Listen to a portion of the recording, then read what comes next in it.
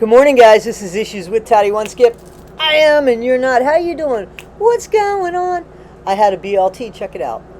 Extra bacon, some chicken bacon, and some pork bacon. Might have been beef bacon though. I gotta check it out, guys. How you doing?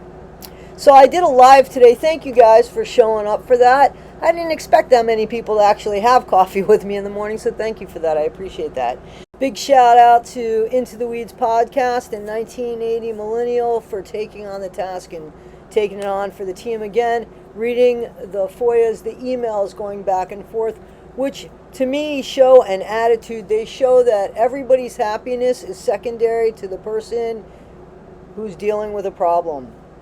Rod, example, telling his daughter all about how unhappy he is with the looks of his wife, who carried two of his kids, just an older woman. And when I say older woman, I just mean, she's in her 50s. She is menopausal, postmenopausal, and women's bodies, they just slow down and gravity just takes an effect where women look just older when they get old and men become distinguished.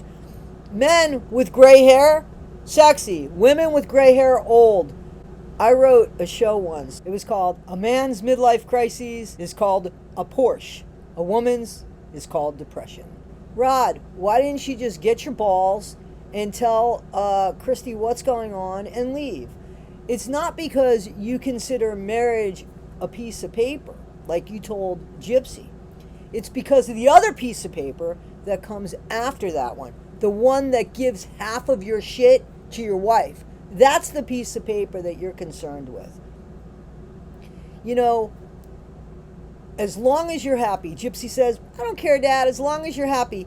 Gypsy, is that the way you would feel if it happened to you? Well, probably not the example I would be using, right? Because Gypsy only cares about her own happiness. We see that. And Rod went ahead and basically said, it's just a piece of paper. It's not. That piece of paper doesn't really mean shit, in all honesty. You're right. It is the one that follows that means shit. That's the one you try to avoid more than the other one, right? Because you don't want to lose your shit.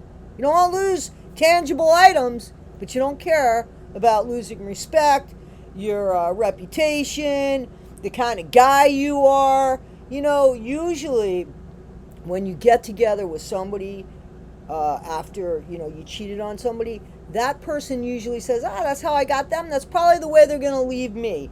And, if you think that you're getting involved with somebody who's going to love you when they're cheating on somebody else, it's only going to show you how they are going to treat you. There's no respect. And it shows that you don't have any respect when you take that on. That's just the way I feel that it is. If there's nothing wrong in it, then tell your wife. Tell your wife, hey, I don't find you attractive anymore. Either work out, lose weight, get some plastic surgery done, or I'm gone. That's basically what you told your daughter. That's what you told Gypsy, basically. Why didn't you give Christy the option or the money to do any of those things? Or just talk to her and tell her how you feel. Why did you do this? And why is your happiness more important than her happiness? Listen, I don't like a Blanchard, to be honest with you. There's not one that I've seen that I think has a whole lot of integrity. And I'm excluding Mia in that because I've only seen Mia a few times. I'm talking about Rod and Christy and Gypsy. Those are the three. And there is nothing good among them that I've seen. And that's what they've shown. There's no real love. There's no real parent there. Nobody was put in that situation. That, to me, that screams abuse. Bree, what's up? That's abuse. Why don't you call Rod and Christy out on theirs? I mean, you want to call some woman that you never met, and you never saw any real documentation or any real pictures about anything. Is it true that the day before Gypsy unalived her mom, that she had her mom who could barely walk? Now, listen, we know what kind of condition Deede was in before Gypsy had her life extinguished. whether by herself or with the help of Nick or both of them or just Nick or whatever. And Deede wasn't well. But yet we see that video, that picture of Gypsy being brought in a wheelchair. And, you know, I thought that Deede was in a hospital gown, right? But you guys are saying, no, that was taken the day before the MURDER of her mom so that Gypsy could just get the feeding tube removed. And then she unalived her mom. That really sickens me. So that screams the fact that you knew you didn't need one, and that you knew that you can eat, and that you probably were eating and just acting up around your mom. That's what I'm getting out of this, is an attitude that has continued on with the way it is today, which makes me understand it better by saying, well, there's nothing there. There is no parental guidance on anybody's behalf, except perhaps Deede, who's not even here to speak for herself. But there's people over in Gypsy's camp yelling the abuse that Deede put on her daughter, but nobody's holding these people who are accountable, who we actually see that from. Because, and I'm not sticking up for Gypsy. Gypsy was manipulated. She didn't want to work with Fancy anymore. I don't blame you, Gypsy. You and I, the only thing we agree on there. She saw Fancy for exactly who she was, but she was manipulated. Rod was saying, oh, but, you know, I wrote a number down and, you know, and perhaps, you know, I didn't think they'd ever come up with that number. They did. Let's just do it. And do you see how manipulated this girl was used? You don't call that abuse. I call that abuse. Yeah, you used your daughter for money. And the thing was, when your daughter needed your help, Rod, you know, when she needed your help, she didn't even have your number. She didn't know how to get in touch with you.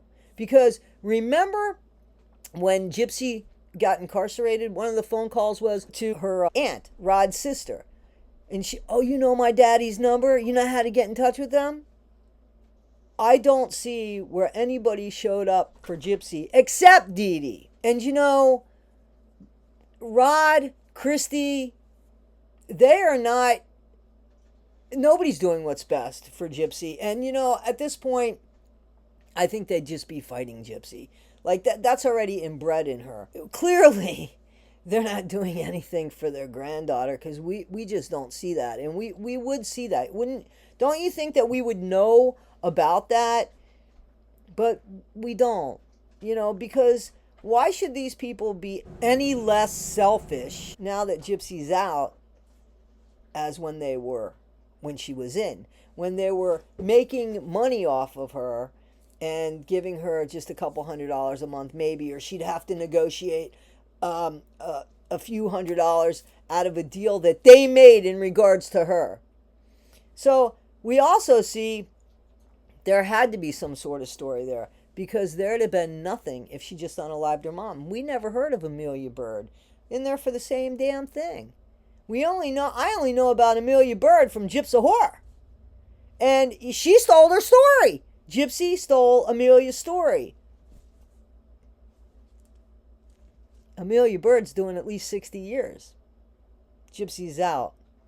Something's wrong, right? You see? Something's wrong. Because they're basically in there for the same exact crime until somebody came up with Gypsy's alibi. The question is, what made her so special? That squeaky voice? What was it? I don't know, guys. I think that the FOIAs are going to give us more information than we've had, so I'm eager for more of them to come out. Guys, this is Issues with Toddy One Skip. I am Toddy One Skip. Tell me about this shit pit that this family is. Be better today than you were yesterday, and not half as good as you'll be tomorrow. Take care, guys. Thanks.